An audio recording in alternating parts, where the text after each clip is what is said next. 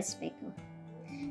ಈಗ ನಾವು ಒಂದು ಆಸ್ತಿ ವಿಷಯನ ತೆಗೆದುಕೊಂಡಾಗ ನಮ್ಮ ಆಸ್ತಿ ಎಲ್ಲಿ ಇರುತ್ತೆ, ಯಾವ ಜ್ಯೂರಿಸ್ಟಿಕ್ಷನ್ಗೆ ಬರುತ್ತೆ, ಆ ಒಂದು ಜ್ಯೂರಿಸ್ಟಿಕ್ಷನ್ಗೆ ಬರುವ ಸಬ್ ರಿಜಿಸ್ಟ್ರಾರ್ ಅವರ ಕಚೇರಿಯಲ್ಲಿ ಹೋಗಿ ನೋಂದಾಯಿಸಬೇಕಾಗತ್ತೆ.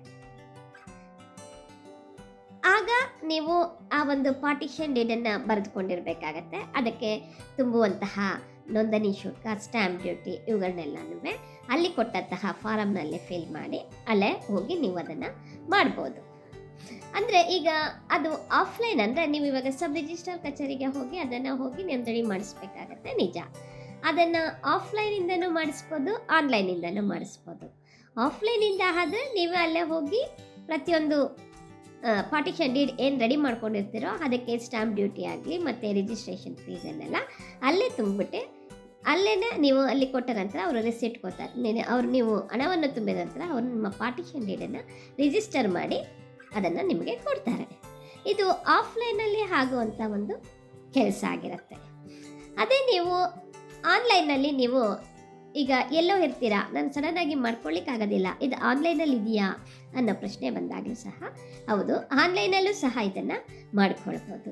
ಆನ್ಲೈನಲ್ಲಿ ನೀವು ಮಾಡ್ಕೋಬೇಕು ಅಂತಂದರೆ ನೀವು ಪ್ರತಿಯೊಂದು ಪಾರ್ಟಿಷನ್ ಡೀಡ್ ಆಗಲಿ ಪ್ರತಿಯೊಂದನ್ನು ಸಹ ಅಲ್ಲಿ ಅಪ್ಲೋಡ್ ಮಾಡಬೇಕಾಗತ್ತೆ. ಅದನ್ನು ನೀವು ಮಾಡಿಕೊಂಡಂಥ ಒಂದು PDF ಫೈಲನ್ನು ರೆಡಿ ಮಾಡ್ಕೊಂಡಿರ್ತೀರಲ್ಲ, ಈ ರೆಡಿ ಮಾಡ್ಕೊಂಡಿರೋದನ್ನ ನೀವು ಆನ್ಲೈನಲ್ಲಿ ಅಪ್ಲೋಡ್ ಮಾಡಬೇಕು. ಮತ್ತು ಅದರ ಒಂದು ವೆಬ್ಸೈಟ್ಗೆ ಹೋದಾಗ ನೀವು ಅದರ ಫಾರಮನ್ನು ಫಿಲ್ ಮಾಡಬೇಕಾಗತ್ತೆ. ಈ ಫಾರಮ್ ಫಿಲ್ ಮಾಡಿ ಮತ್ತು ಈ PDF ಫೈಲು ಮತ್ತು ಪ್ರತಿಯೊಂದು ಡಾಕ್ಯುಮೆಂಟ್ ಎಲ್ಲನೂ ಸೇರಿಸಿ ನೀವು ಅದನ್ನು ಅಪ್ಲೋಡ್ ಮಾಡಿದಾಗ ಮತ್ತು ನೀವು ಅದರ ನೋಂದಣಿ ಫೀಸನ್ನು ಕೊಟ್ಟಾಗ ಅವರು ರಿಜಿಸ್ಟರ್ ಮಾಡಿದ ಒಂದು ಪಾರ್ಟಿಷನ್ ಡೀಡನ್ನು ನಿಮಗೆ ಅವರು ಆನ್ಲೈನ್ ಮೂಲಕವೇ ಕಳಿಸ್ಕೊಡ್ತಾರೆ. ಇದು ಹೇಗೆ ಮಾಡ್ಬೋದು ಅನ್ನೋದನ್ನು ನಾನು ಇವಾಗ ತಿಳಿಸ್ಕೊಟ್ಟಿದ್ದೀನಿ. ಪಾರ್ಟಿಷನ್ ಡೀಡಲ್ಲಿ ಏನೇನು ಕಂಟೆಂಟ್ಸ್ ಇರಬೇಕು ಅಂದರೆ, ಈಗ ಪರಸ್ಪರ ಒಪ್ಪಿಗೆಯ ಮೇರೆಗೆ ಪಾರ್ಟಿಷನ್ ಡೀಡನ್ನು ನೀವು ಮಾಡ್ಕೊಳ್ತಾ ಇದ್ದೀರಿ. ಅಲ್ಲಿ ಮಾಡ್ಕೊಳ್ಬೇಕಾದ್ರೆ ಅಲ್ಲಿ ಎಷ್ಟು ಜನ ಇರ್ತಾರೆ, ಈಗ ಒಂದು ಮನೆಯಲ್ಲಿ 4 ಜನ ಇದ್ದಾಗ ಅದಕ್ಕೆ ಒಂದು A scheduled property, B scheduled property, C scheduled property, D scheduled property. ಈಗ A ಶೆಡ್ಯೂಲ್ಡ್ ಪ್ರಾಪರ್ಟಿನಲ್ಲಿ ಈಗ ರಾಮನಿಗೆ ಎಷ್ಟು ಬಂತು ಅನ್ನೋದನ್ನ ನಾವು ಕ್ಲಿಯರ್ ಆಗಿರಬೇಕು.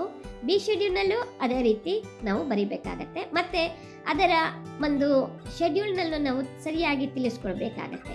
ಒಂದು 20-30 ಸೈಟು ರಾಮನಿಗೆ ಕೊಟ್ಟಿದ್ದೇವೆ ಅಂತ ಅಂದರೆ ಅದರ ಅಕ್ಕಪಕ್ಕ ಯಾರು, ಅದರ ಉತ್ತರಕ್ಕೆ ಯಾರು, ದಕ್ಷಿಣಕ್ಕೆ ಯಾರು, ಪೂರ್ವಕ್ಕೆ ಯಾರು ಮತ್ತು ಪಶ್ಚಿಮಕ್ಕೆ ಯಾರು ಅನ್ನೋದನ್ನ ಕ್ಲಿಯರ್ ಆಗಿ ತಿಳಿಸ್ಬೇಕಾಗತ್ತೆ. ಎಷ್ಟು ಅಡಿ ಕೊಟ್ಟಿದ್ದೀವಿ, ಎಷ್ಟು ಅಡಿ ಓಡಾಡಲಿಕ್ಕೆ ಬಿಟ್ಟಿದ್ದೀವಿ ಅನ್ನೋದನ್ನೆಲ್ಲನೂ ಪ್ರತಿಯೊಂದನ್ನು ಕ್ಲಿಯರ್ ಆಗಿ ನಾವೊಂದು ಪಾರ್ಟಿಷನ್ ಡೀಡಲ್ಲಿ ನಾವು ಬರೀಬೇಕಾಗತ್ತೆ. ಒಂದು ವೇಳೆ ಆ ಪಾರ್ಟಿಷನ್ ಡೀಡ್ನಲ್ಲಿ ನೀವು ಒಪ್ಪಿಗೆಯ ಮೇರೆಗೆ ಬರೆಸ್ಕೋಬೇಕಾದರೆ ಮತ್ತೇನಾದರೂ ತಪ್ಪೇನಾದರೂ ಅಲ್ಲಿ ಬರೆದಿದ್ರೆ ಅದನ್ನು ಸಹ ನಾವು ಅದನ್ನು ವ್ಯಾಜ್ಯನ ಹೂಡಬೇಕಾಗತ್ತೆ. ಯಾಕೆ ಅಂತಂದರೆ ನಮ್ಮ ಒಪ್ಪಿಗೆ ಮೇರೆಗೆ ಪಾರ್ಟಿಷನ್ ಡೀಡ್ ರೆಡಿ ಮಾಡಿಕೊಟ್ಟಿದ್ದಾರೆ, ಆದರೂ ಸಹ ಅಲ್ಲಿ ನಮಗೆ ಮಿಸ್ಟೇಕ್ ಆಗಿದೆ, ಈ ಪಾರ್ಟಿಷನ್ ಡೀಡ್ ಬರೆಯುವಂಥ ಸಂದರ್ಭದಲ್ಲಿ ನಮಗೆ ಅನ್ಯಾಯ ಆಗಿದೆ ಎಂದು ಕಂಡು ಬಂದರೆ ಆ ಸಮಯದಲ್ಲೂ ಸಹ ನಾವು ಕೋರ್ಟಿಗೆ ಹಾಕಿ ಅದನ್ನು ನಾವು ರೆಕ್ಟಿಫೈ ಮಾಡಲಿಕ್ಕೆ ಪ್ರಯತ್ನ ಪಡ್ಬೋದು. ಇದಿಷ್ಟು ಅಂದರೆ ಈ ರೀತಿ ನಾವು ಒಂದು ಪಾರ್ಟಿಷನ್ ಡೀಡ್ನಲ್ಲಿ ಈ ರೀತಿ ಇದೆ ಅಂತ ನಾವು ಬರೆದು ಅದನ್ನು ನಾವು ರಿಜಿಸ್ಟರ್ ಮಾಡಿಸಿ ನಮ್ಗಳಿಗೆ ಹಂಚಿಕೊಂಡಾಗ ಅದನ್ನು ನಾವು ಪಾರ್ಟಿಷನ್ ಡೀಡ್ ಅಂತಲೇ ನಾವು ಕರಿತೀವಿ.